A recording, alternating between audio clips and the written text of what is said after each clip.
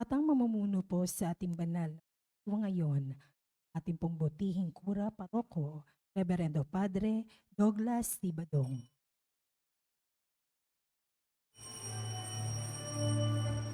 Purihin ang Panginoon, umawit ng kagalakan, at tugtugin ang gitara at ang kaayayang lira.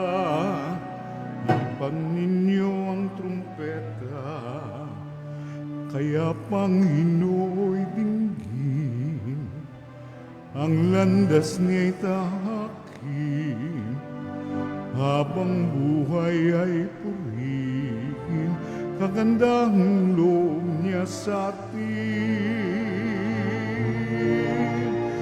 Purihin ang Panginoon, umawit ng kagalakan, at tugtugin ang gitara at ang kaayayang lira. Ipan ninyo ang trumpeta, ipan ng trumpeta.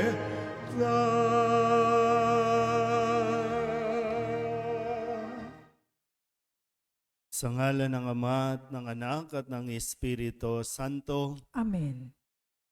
ang pagpapala ng ating Panginoong Hesus Kristo, ang pag-ibig ng Diyos Ama, at ang pakikipagkaisa ng Espiritu Santo, naway sumainyong lahat. At sumaiyo rin.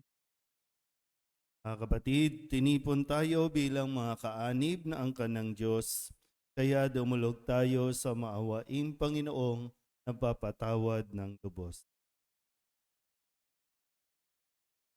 Sinugong tagapagpagaling sa mga nagsisisi, Panginoon, kaawaan mo kami. Panginoon, kaawaan mo kami. Dumating na tagapag-anyayang mga makasalanay magsisi, Kristo, kaawaan mo kami.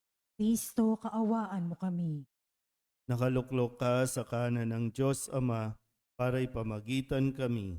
Panginoon, kaawaan mo kami. Panginoon, kaawaan mo kami. Kaawaan tayo ng makapangyarihang Diyos, patawarin tayo sa ating mga kasalanan at patnubayan tayo sa buhay na Amen. manalangin tayo.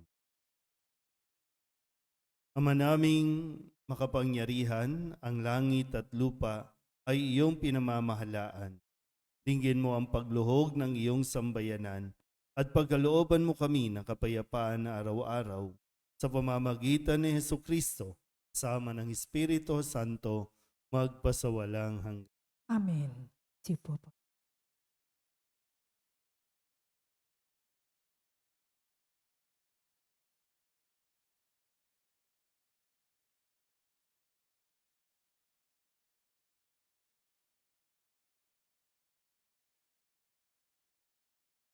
Pagbasa mula sa unang aklat ni Samuel. Noong mga araw na iyon, matapos mapatay ni David si Goliath, nagbalik si Haring Saul at ang kanyang mga tauhan.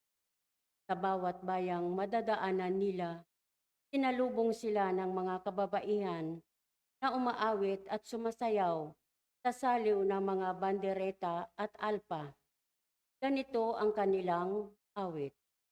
Libu-libo ang pinatay ni Saul. Ang kay David naman ay 10,000. Galit si Saul at sinaloob niya.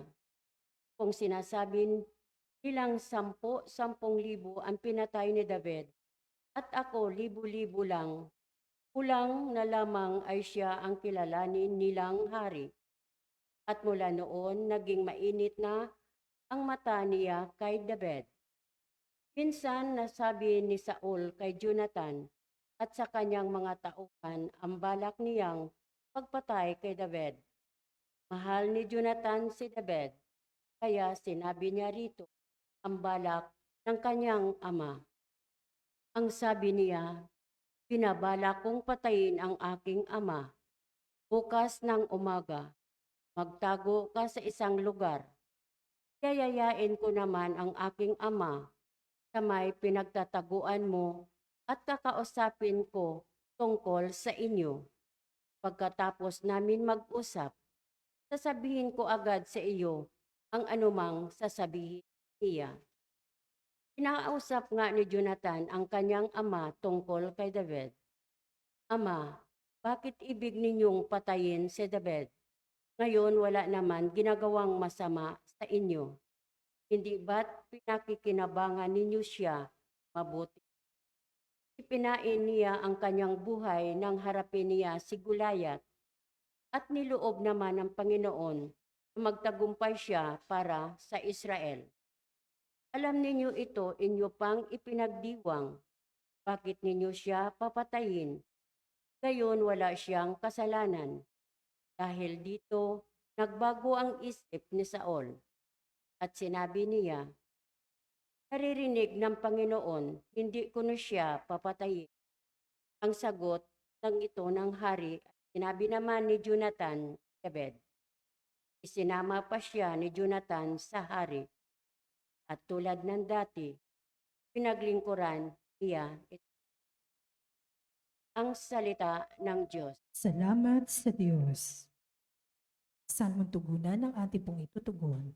May tiwala ako sa Diyos, hindi ako matatakot. Ulitin po natin. May tiwala ako sa Diyos, hindi ako matatakot. Maawa ka, Panginoon. Ako'y iyong kahabagan. Lagi akong inuusig, nilulusob ng kaaway. Nilulusob nila ako, walang likat, maghapunan. O kay rami nila ngayon sa akin ay lumalaban. Tugon, May tiwala ako sa Diyos, hindi ako matatakot. ang taglay kong suliranin, nababatid mo ng lahat. Pati mga pagluha ko'y may talaan ka ng ingat. Kung sumapit ang sandaling, ako sa iyo ay bumibig. Ang lahat ng kaaway ko ay tiyak na malulupig, pagkat aking nalalamang Diyos ang nasa aking panig. May tiwala ako sa Diyos, hindi ako matatakot.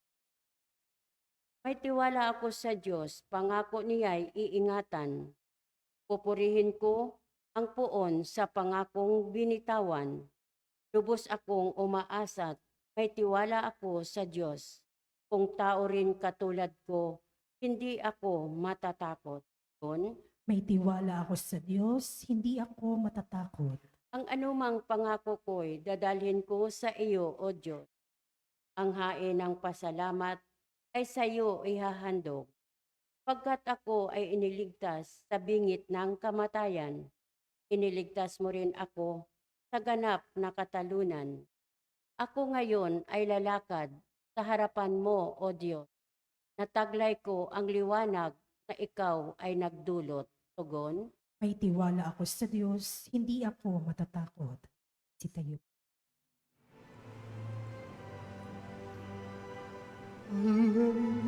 Hallelujah, Hallelujah. Kami ay gawing mundaan ng iyong pag-ibig, kapayapaan at katarungan. Hallelujah.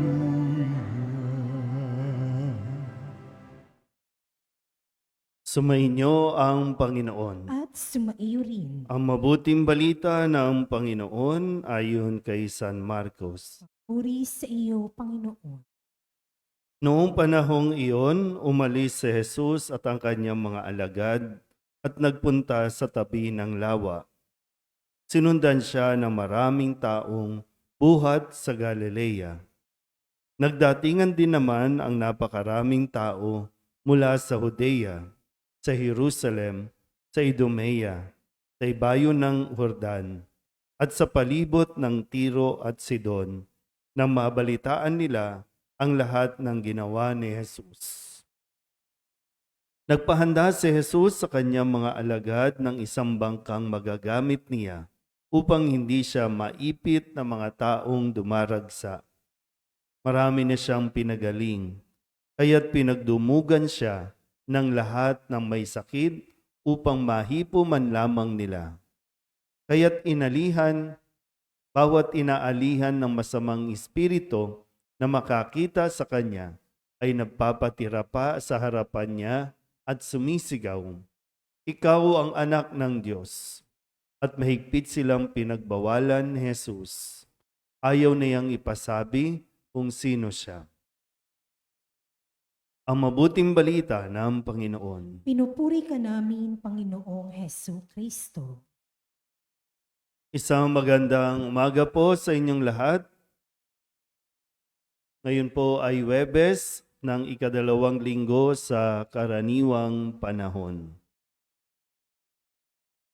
Maganda po na tayo'y makapagnilay tungkol po sa nagiging reaksyon natin o kung paano natin tinatanggap ang mga salita na naririnig natin mula sa mga tao. O pwedeng ito ay maganda o pwedeng pangit sa pandinig natin. Pwedeng ikatutuwa natin, pwedeng ikakagalit natin. Lahat naman ng ito, gaya ng nasabi ko rin kahapon, no? Wala tayong kontrol sa kung ano ang iisipin at sasabihin ng ibang tao. Pero tayo po ang may kontrol sa kung paano tayo magre-react dito. Ilan na ba sa atin yung tumigil na tayo sa paglilingkod, inayawan natin, hindi natin ipinagpatuloy ang magandang misyon o gawain natin dahil lamang nagpaapekto tayo sa mga naririnig natin. Sa unang pagbasa, maganda naman po yung nangyari. Nagbabalik sina David, ganun din sila Haring Saul. Mula doon sa pakikipagdigma, napatay na ni David si Goliath, yung mga Pilisteo na sakop nila.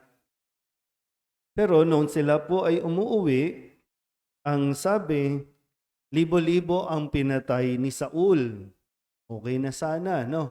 Libo-libo ang pinatay ni Saul. Si David, 10,000. At dahil narinig niya ito, nagngit-ngit siya sa galit. Naikumpara yung kanya pong achievement sa na-achieve ng ibang tao. So anong ginawa ni Saul? Pinalak niya ng patayin si David. Minsan po pwedeng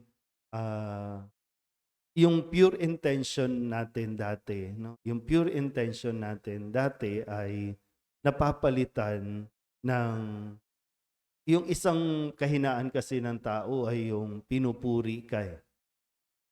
Kapag nasanay ka na pinupuri ka ng mga tao sa iyong gawain, ay lumalaki ang ulo. Kaya kapag may dumarating at pinupuri na rin ng ibang tao, medyo nagkakahalo-halo na.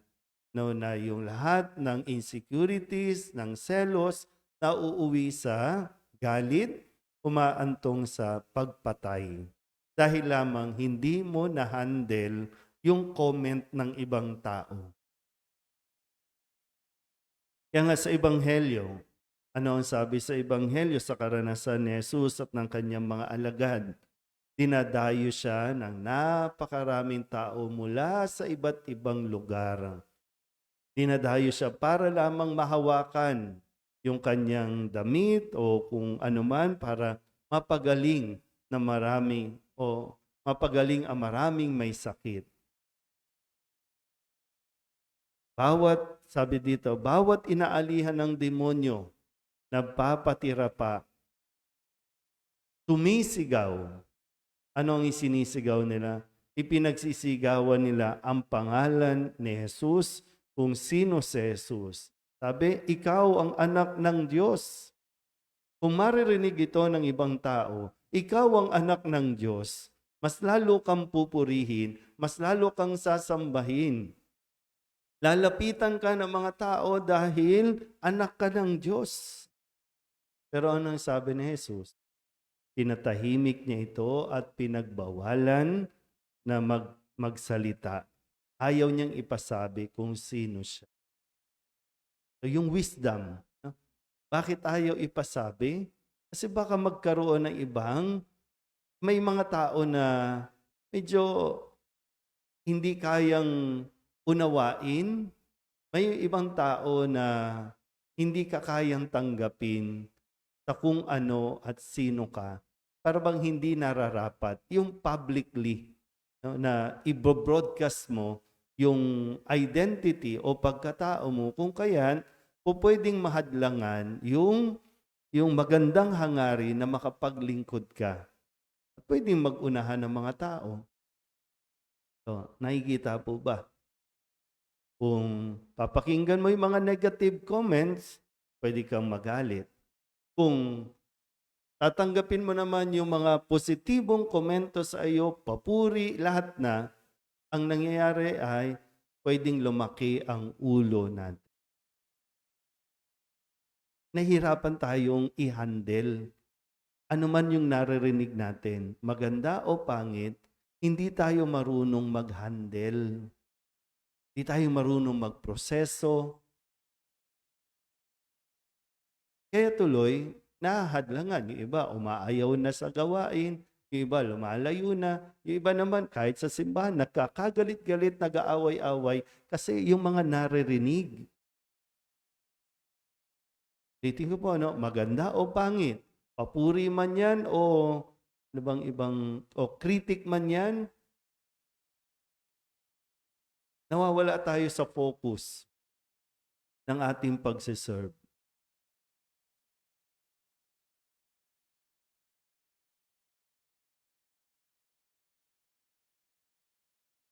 Okay pa ba tayo? Ba? Kaya sana din, no? Mas maging maingat din tayo sa binibitawan nating salita. Kasi may mga tao din na hindi rin marunong mag-handle, no? Mag-ingat din tayo sa mga binibigyan ng papuri. Mag-ingat din tayo sa binibigyan natin ng mga comments. Pero kung tayo mismo, sana, no, mas maging malawak ang ating pangunawa. At manatili tayo doon na kaya ka naglilingkod ay para sa Panginoon, hindi para sa sarili. Kung tutulong, tumulong. Pansinin man o pasalamatan man o hindi, malinaw sa iyo na gusto mong tumulong, period. Pero kung nagsisimula na magkaroon ng sa damdamin na, ay, hindi man lang ako napuri, hindi man lang ako nabigyan ng certificate, hindi man lang ako na salamatan, samantalang yung iba, yan, pag nagkakaroon na tayo ng samantalang iba, medyo umatras ka na ng konti at magnilay ka na. Kasi maaapektuhan nito ang iyong paglilingkod para sa mauwi ka sa tukso na dapat sa iyo nakafocus.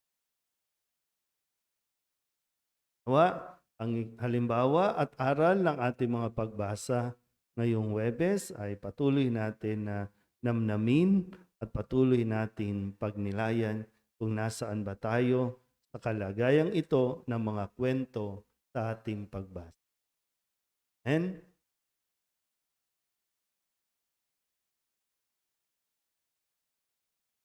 Ipinadala ng Ama ang kanyang anak upang pagalingin tayo. Manalig tayo na hihilumin niya ang ating buong pagkatao, katawan at kaluluwa. Manalangin tayo sa kanya sa pamamagitan ng kanyang anak. Ang ating pong itutugon, Panginoon, dinggin mo ang aming panalangin. Panginoon, dinggin mo ang aming panalangin.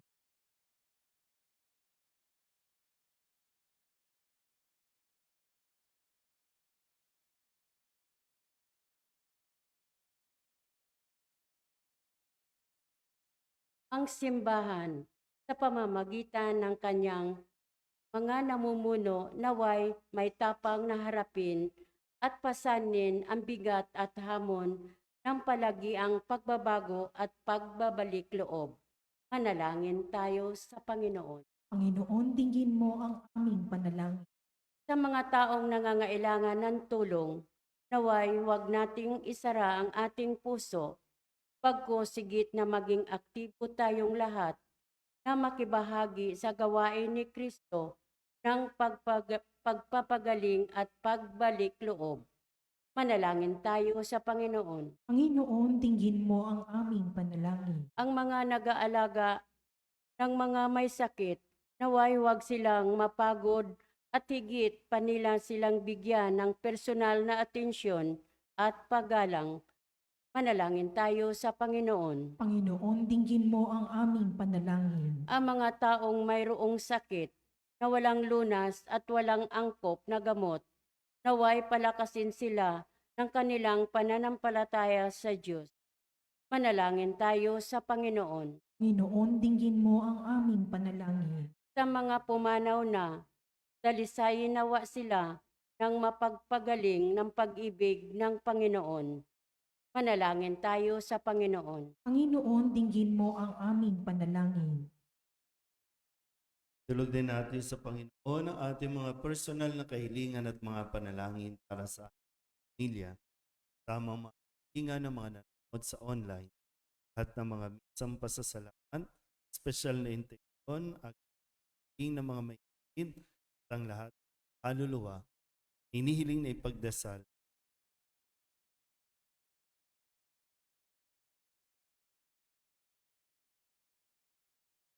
Ang lahat ng ito inihiling namin sa ngalan ni Kristong aming Panginoon. Amen.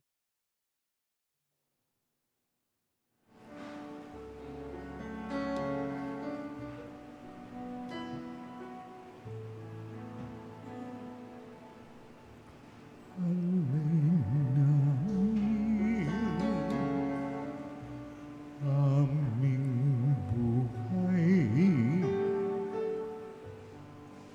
Bawat galak at lumbay, bawat pangarap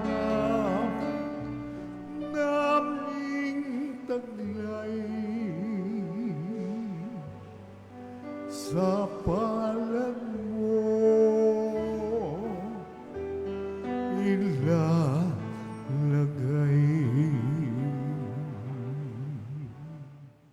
Manalangin kayo mga kapatid upang paghahain natin ang kalugdan ng Diyos amang makapangyari. Tanggapin nawa ng Panginoon itong paghahain sa iyong mga kamay, sa kapurihan niya at karangalan, sa ating kapakinabangan, at sa buong sambayanan niyang banal. Manaming lumika, ipagkaloob mong marapat na ganapin ang banal na paghahain sapagkat tuwing ipinagdiriwang ang alaala ng anak alay, ang pagliligtas niya sa tanan ay nangyayari upang aming pakinabangan sa kita niya kasama ng Espiritu Santo magpasawalang hanggan. Amen. Sumainyo ang Panginoon. At sumaiyo rin. Itaas sa Diyos ang inyong puso at diwa. Itinaas na namin sa Panginoon. Pasalamatan natin ang Panginoong at Marapat na siya ay pasalamatan. Ama naming makapangyarihan, tunay ngang marapat na ikaw ay aming pasalamatan sa pamamagitan ni Jesucristo na aming Panginoon. Utang na loob ang nagbubunsod upang gunitain ang kamatayan niya para kami buhayin. Pagtitiwala ang sanhi ng ligayang di malilimot sa pagkabuhay niyang sa aming kaloob. Pag-asa ang dahilan ng pagiging handa para sa pagbabalik niyang totoong dakila.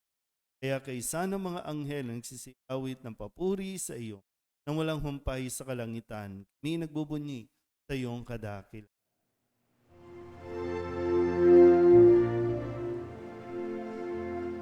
Santo, Santo, Santo, Panginoong Diyos na makapangyarihan, napupuno ang langit at lupa ng kaluwalhatian mo.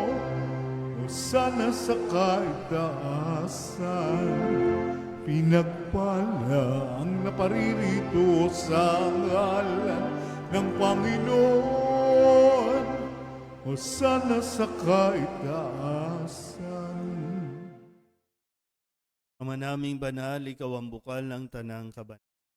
Kaya't sa pamamagitan ng iyong Espiritu, gawin mong banal ang mga kaloob na ito upang para aming maging katawan at dugo ng aming Panginoong Heso Kristo.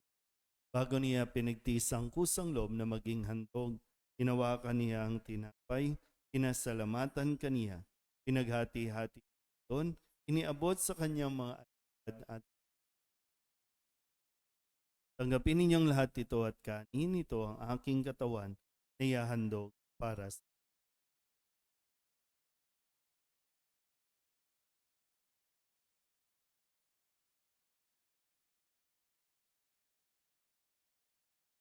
Kaya hindi naman nang matapos ang hapunan, hinawakan niyang alis, muli kaniyang pinasalamat. Iniabot niya ang alis sa kanyang mga alagad.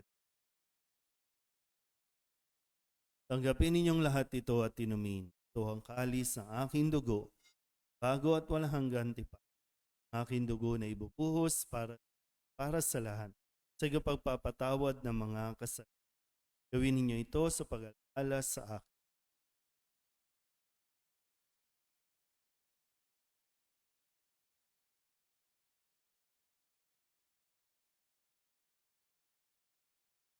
Pagbunyiin natin ang misteryo ng pananampalataya. Si Kristo'y namatay, si Kristo'y nabuhay, si Kristo'y babalik sa wakas ng panahon. Ama, ginagawa namin ngayon ang pag-alaala sa pagkamatay at muling pagkabuhay ng anak, kaya tiniaalay namin sa iyo ang tinapay na nagbibigay buhay at ang kalis na nagkakaloob ng kaligtasan. Kami nagpapasalamat dahil kami iyong minarapat na tumayo sa harap mo para maglingkod sa iyo. Sinasamo namin kami talo sa katawan at dugo ni Kristo ay mabuklod sa pagkakaisa sa pamamagitan ng Espiritu Santo. Ama, lingapin mo ang iyong simbahang laganap sa buong daigdig. Puspusin mo kami sa pag-ibig kay San Francisco na aming at ni Jose na aming bispo at ng tanang kapatid. Alalahanin mo rin ang mga kapatid naming nahimlay na may pag-asang sila'y muling mabubuhay, kaya hindi ng lahat ng mga apo. Hawaan mo sila at patuloyin sa iyong kaliwanagan. Hawaan mo at pagindapating kaming lahat na makasalo sa iyong buhay na walang wakas. Kay sana mahal na Birhen Maria na Ina ng Diyos, ng kabiyak ng puso niyang si San Jose. Kay sana mga apostol at ng lahat ng mga banal na namuhay dito sa daigdig ng kalugod-lugod sa iyo, may pagdiwang nawa namin ang papuri sa ikarangal mo sa pamamagitan ng iyong anak, aming Panginoon. Sa pamamagitan ni Kristo, kasama niya at sa Kanya, ang lahat ng parangal at papuri ay sa iyo, Diyos Amang makapangyarihan, kasama ng Espiritu Santo, magpasawalang hanggan. Amen. Amen.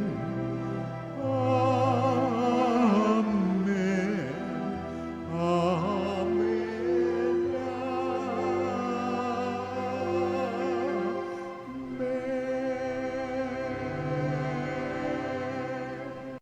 Sa tagubili ng mga nakagagaling na utos at turo ni Jesus sa Panginoon natin at Diyos, pahayag natin ang lakas.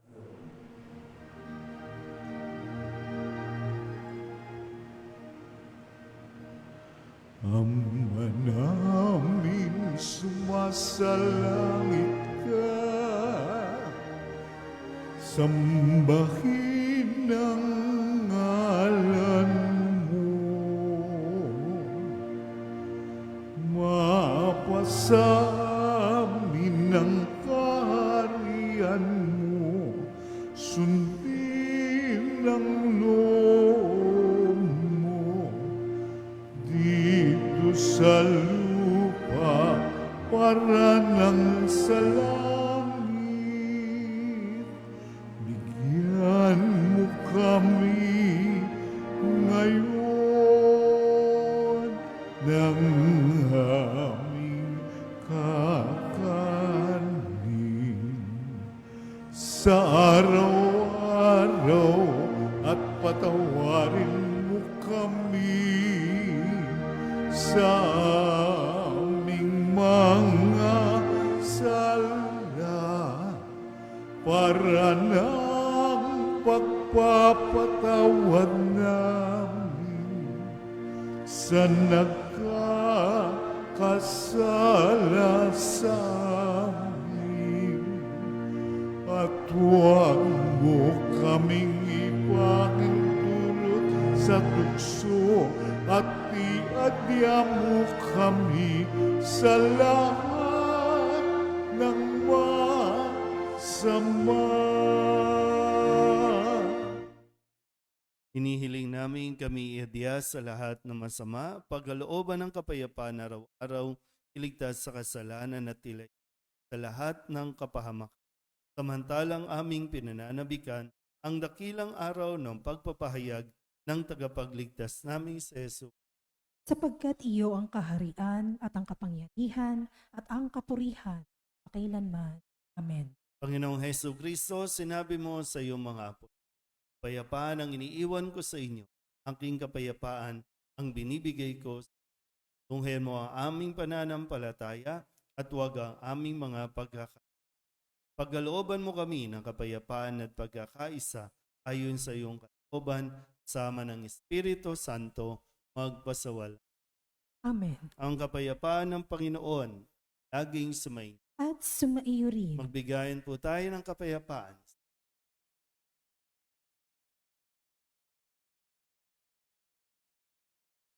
Kordero ng Diyos na nag-aalis sa mga kasalanan ng sanlibutan, maawa ka sa amin. Kordero ng Diyos na nag-aalis sa mga kasalanan ng sanlibutan, maawa ka sa amin. Kordero ng Diyos na nag-aalis sa mga kasalanan ng sanlibutan, ipagkaloob mo sa amin ang kapayapaan. Magsiluhod po lahat. Ito ang kordero ng Diyos. Ito ang nag-aalis ng kasalanan ng sanlibutan. Mapalad ang mga inaanyayahan sa kanyang piging. Panginoon, hindi ako karapat-dapat na magpatuloy sa iyo, ngunit sa isang salita mo lamang ay gagaling na ako. Katawan ni Kristo. Amen.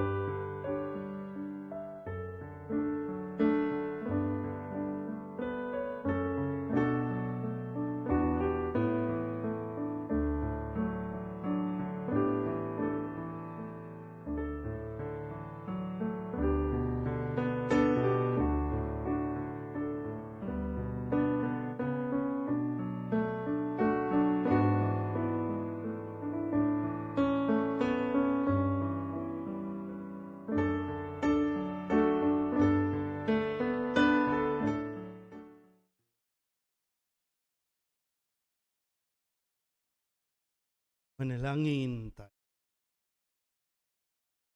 Ama naming mapagmahal, padaluyin mo sa amin ang batis ng Espiritu ng iyong pag-ibig upang kaming pinapalo mo sa pagkaing iyong bigay para kaming pagbuklurin ay magkaisa sa pananalig sa iyo. Sa pamamagitan ni Jesucristo, Ama ng Espiritu Santo, magpasawala. Amen. Sumainyo ang Panginoon. At sumaiyo rin. At pagpalain kayo ng makapangyarihang Diyos, Ama at Anak, Espiritu Santo. Amen. Tapos na ang banal na misa, tayo sa kapayapaan ni Kristo. Salamat sa Diyos. Magandang umaga.